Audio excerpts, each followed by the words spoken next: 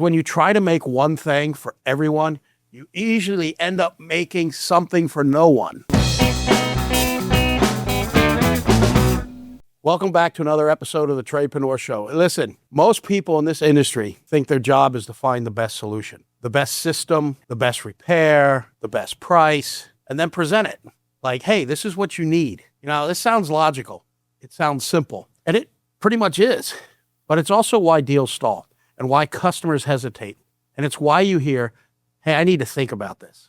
I need to talk it over with my significant other, whatever it may be. Because here's the truth. There's no perfect solution. There is only the right solution for that customer, their house, at that moment based on many factors. One of is their needs, their wants, their desires, their likes and their dislikes. And when you try to force one best answer on everybody, you don't make selling easier.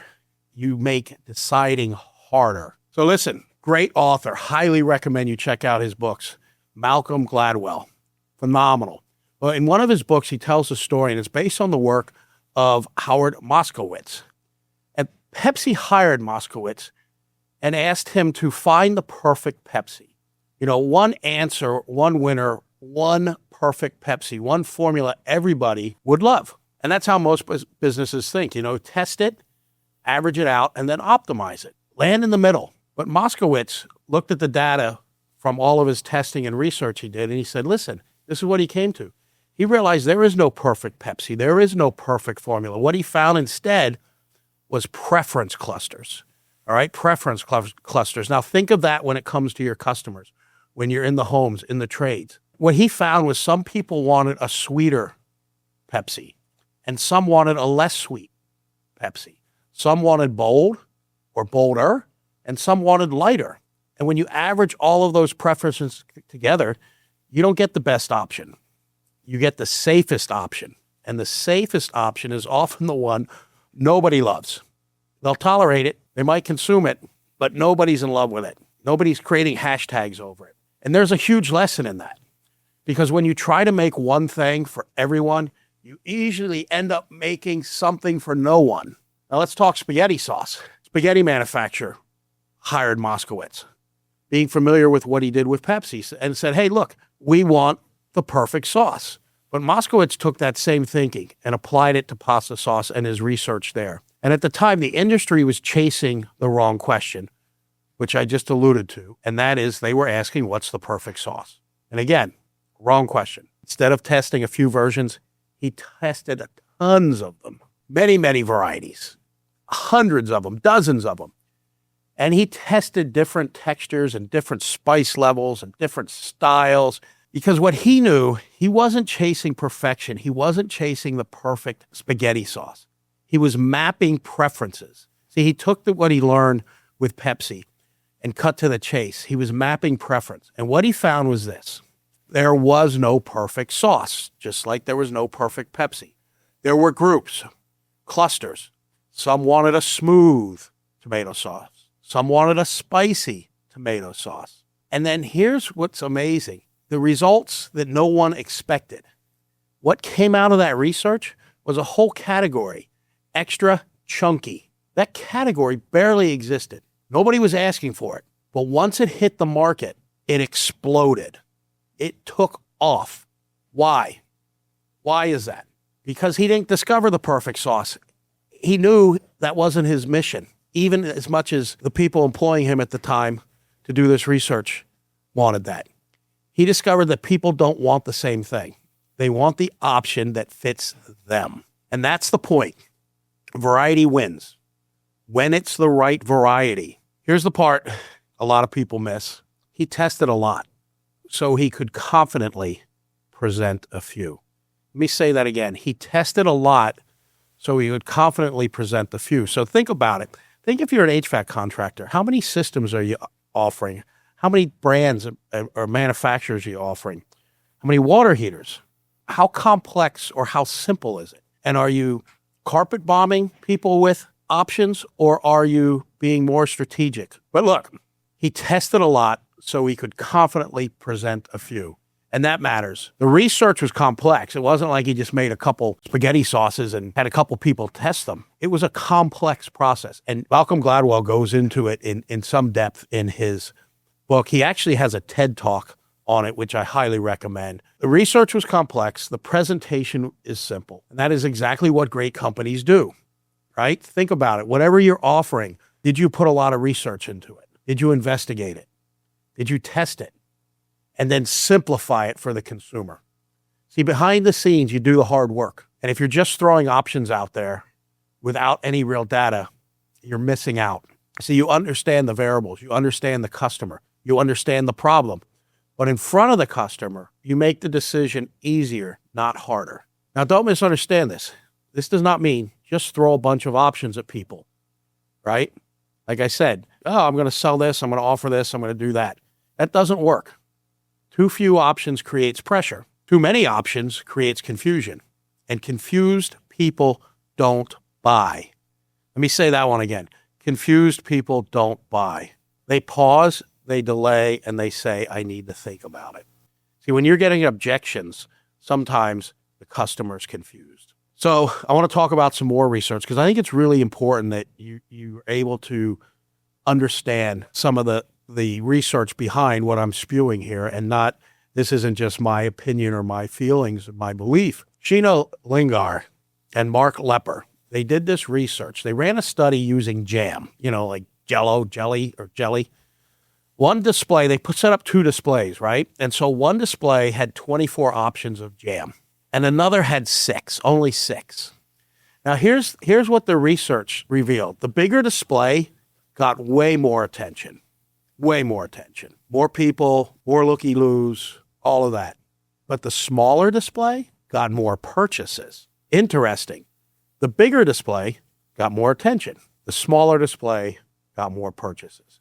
Now, what does that tell you? It tells you something. It tells you something very important. More options attract interest. Fewer options drive decisions. But the deeper lesson is this. It's not just that less is more. It's that structured choice is better than scattered choice. People need enough options to feel in control, but not so many options that it feels like homework. And this is important for us because I've seen technicians overwhelm with options. And I've seen technicians present 1 or maybe 2 options. And there's detriment in both. You've got something else working here that drives these decisions in those studies. And it's a compromise effect.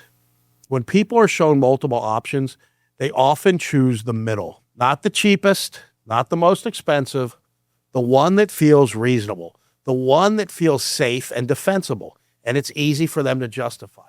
That's how people buy. They compare. They evaluate things relative to what's next to them. So if you give 1 option, the decision becomes yes or no. That's pressure. If you give 10 options, the decision becomes work. That's overwhelming. But if you give a few clear, well-structured, keyword well-structured options, the decision becomes manageable. And that creates movement. That creates results. That creates decisions. That creates closed sales. Now, there is a concept, and there's a term for it, and I cannot think of the term. If you know the term, I would love for you to put what it is in the comments. I read it in, I believe the book was Confessions of a Pricing Man, and it's all on pricing and consumer behavior. But in economics, there's this term, and what it is let's say you've got a widget. The high price for your widget would be $100. Nobody's selling the same widget for $100, right? Most are selling that widget for $60. And then there's a few selling that widget for $30. Now, this concept in economics is you price your widget at $100 and then you can discount down from there. Because if you price it where the majority are at $60, there might be 10% of your clients that totally feel fine with the $100 price. And I'm not saying gouge people. I'm not saying do something that's unethical. Offer the value. Offer everything that goes with that $100 priced widget. But price it there because people will buy that. They see the value in it. And then if you have to, move the price down. Discount it. Offer specials to get the people that will only pay $60, the majority of them. Because if you only put it in the middle, you're going to sell some of those widgets at $30 because there's going to be days you need to get product. You need cash flow. So you're going to sell your widget at $30. Now, if you're only selling at 60 and then you have a certain percentage you sell at 30, why would you miss out on the $100 price tag? If you could get 10% of your clientele to buy your $100 widget and you can get, say, 70% to buy it at $60, and then, you get 20% that will buy it at the $30. Now you're price averaging and you're capturing all price ranges and you're not taking as much of a hit when you have to discount. So anyways, I just want to throw that out there. So choices.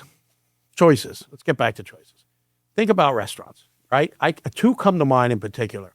The Cheesecake Factory. Have you been to a Cheesecake Factory? I'm like, man, should I read the Bible or should I read the menu? The menu is extensive. It's a novel. And if you go, if you're on the West Coast predominantly, there's a burger chain. I'm sure many of you are familiar with it, whether you're in the area or not.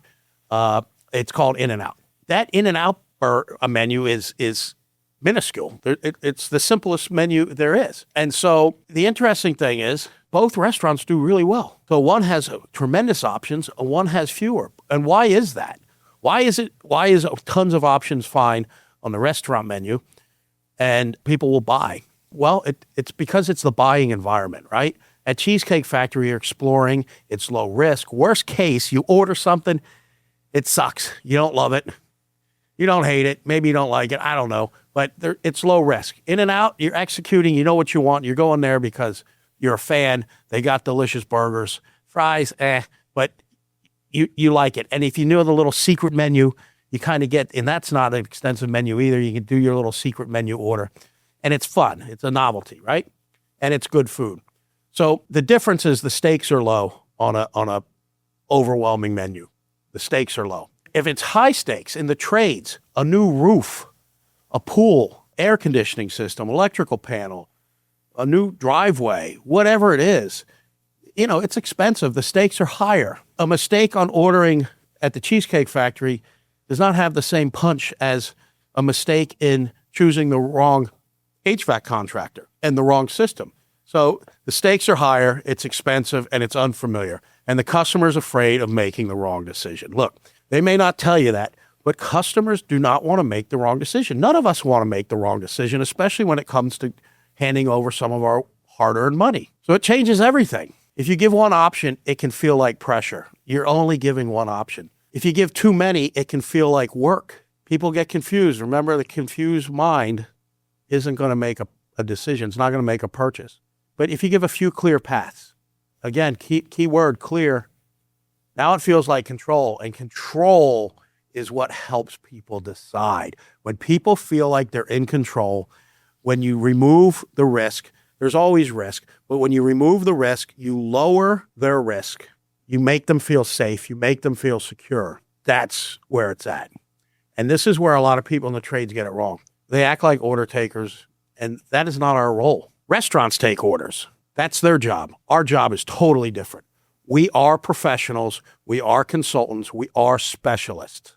Our job is to guide, to educate, to diagnose, to recommend, and to advocate for the customer.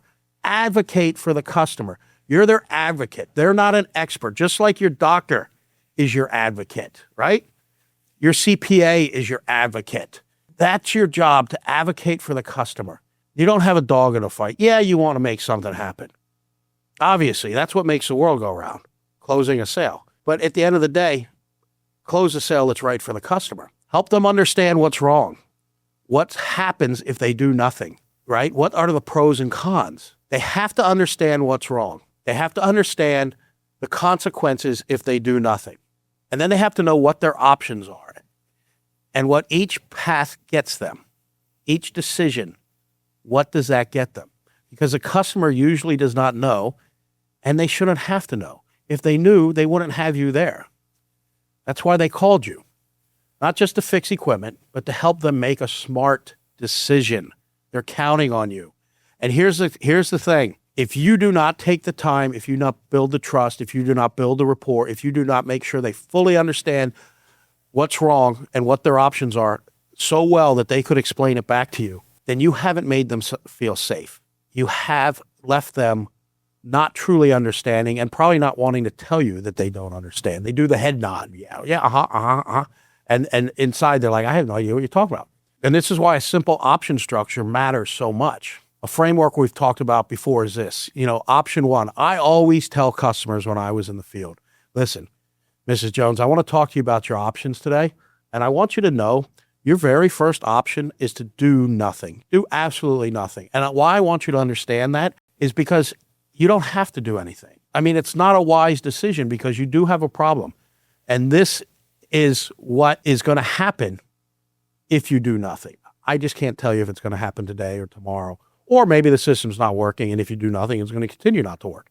But do nothing. That gives the customer a back door. That gives that customer an exit. That allows them to relax and say, oh my God, he just gave me permission to say no. See, customers need to have permission to tell you no. And when they have permission to tell you no, you've just given them confidence and comfort and security. They don't have to worry about hurting your feelings or disappointing you. Again, do nothing is an option I strongly recommend. When you acknowledge it, again, you're lowering pressure, you're building trust, you show confidence, and you give confidence to your customer. Option two, fix it. Hey, this is what's broken, and this is what is going to take care of it now. This is your immediate issue. Now, keep in mind, the fix it doesn't have to mean that something's actually like broken, like it's not working. It could be, this is a safety concern. This is an efficiency concern, a comfort concern, and it's not where it should be. So let's fix it. Or it could be, hey, the condenser fan motor is not working, right? The water heater's leaking. Let's fix it. Option three is improve it. Let's get you better comfort, better efficiency, better performance, better reliability, better safety. And option four, replace it. Now, there's not always an option four, but if the criteria is correct, the age of the equipment, the panel, whatever it is, then fix it, right? If that's the right call, then give that option to replace it. If replacement truly is the right call. Now look at how clean that is. Do nothing, fix it, improve it, replace it. Customers understand those terms. And now your job is to give the pros and cons of each one. You just can't lay them out and then say, okay, fix it, we replace the contactor. Just say, fix it, we replace the contactor. Here's why. Let me show you your contactor. Your contactor's pitted, all right? Think of a drawbridge that goes up and down. And it goes up and down, and when it goes down, the traffic flows. When it's up, traffic stops, right? So what's happening is this is getting pitted, and if we don't replace it, two things could happen. One, it eventually welds itself closed, and your system doesn't shut off because the drawbridge stays closed, and traffic just flows, and the boats are just going to back up. Now, the other thing it could do is just not close, stay open. Now your traffic stops. Boats can come and go all they want, but traffic stops. If we replace it, we're going to realize we have an effective functioning contactor backed by XYZ warranty, right? So make sure they understand the pros and cons of each one, okay? The structure works. It mirrors how people actually think. It's not how contractors think. Remember, you're not selling to yourself. You're not fixing a problem for yourself. It's how customers think. It's how your customer thinks. And that lines up with everything we just talked about. People need options, but not too many options. Enough options. They need comparison, but not confusion. They need guidance and not pressure. They do not need the perfect solution. They need the right solution for their priorities, their budget, their time frame, their level of ownership, and that's how decisions get made. Now, one of the things I see happen, and when you're presenting options, I see too many times the options are so, even somebody might present 3 or 4 options, but they're so tight together, they're really not options. Let me explain what I'm talking about. Option 1. So let's say they're going to need, I'm going to do an HVAC deal, right? And so let's say option 1. They need a contactor. They should do the capacitor. That's out of range. You're recommending a compressor saver, and you're recommending safety switch for inside, right? The indoor unit. Okay. So you put all those together. Well, really, in this example, the only fix it now item is the contactor. The others are improve it now. So you bundle everything together you bundle fix it now and improve it now together. And then you take that, and then you take that same package and you add in something else, maybe IAQ, right? And then you take another package and you add in what's in the second package and something else. And so you've got to, let's just call it, like, I know people are going to be like, I can't believe you charge that much or you charge that little, but I'm just going to use numbers to make my example. Let's say package 1, you charge $2,000. Package 2, you charge $2,700. And package 3, you charge $3,300. Well, look, here's the reality. What option is that? How it should be is the fix it now. Here, contactor, this gets you going right now, right? And here's why I recommend this, and this is going to get you taken care of. Now, I also strongly recommend we do this package as well with that. And this is improve it now. This is hedge your bets, prevent breakdowns down the road, and we could do this option, right? So now what you've got is maybe a $400 option, and then your $2,000 option, right? And then you could say, hey, listen, and if you really want the grand poopah of improvement, we could do this. And now maybe that's, I don't know, a $3,500 option, a $5,000 option. Maybe it's, or listen, your system is 12 years old. Would you want to consider replacement? If they say yes, okay, then here's that. So I hope that makes sense. This is really powerful. The techs that get this down and do this right win the day. And so here's the takeaway. Stop trying to find the perfect solution. It doesn't exist. Start building the right options, because one option creates resistance. Too many options create hesitation, but the right options create decisions. Not just having the best product, not just having the best technician, not just having the best price. The companies that win are the companies that help customers choose. So here's my challenge to you. Go look at your last 10 calls. Did you guide decisions, or did you just present answers? Did you make it easier for the customer to move, or did you accidentally make the decision heavier? Because if you want to close more deals, you do not need more pressure. You need better structure. Structure wins the day. Process and procedure wins the day. We are not here to take orders. We're here to guide decisions. And that, my friends, my listeners, is how trades win. Not by working harder, by thinking smarter, by speaking clearer, by being an advocate for the homeowner. And that's what we do on the Tradepreneur Show. So until next time, win the day and be great.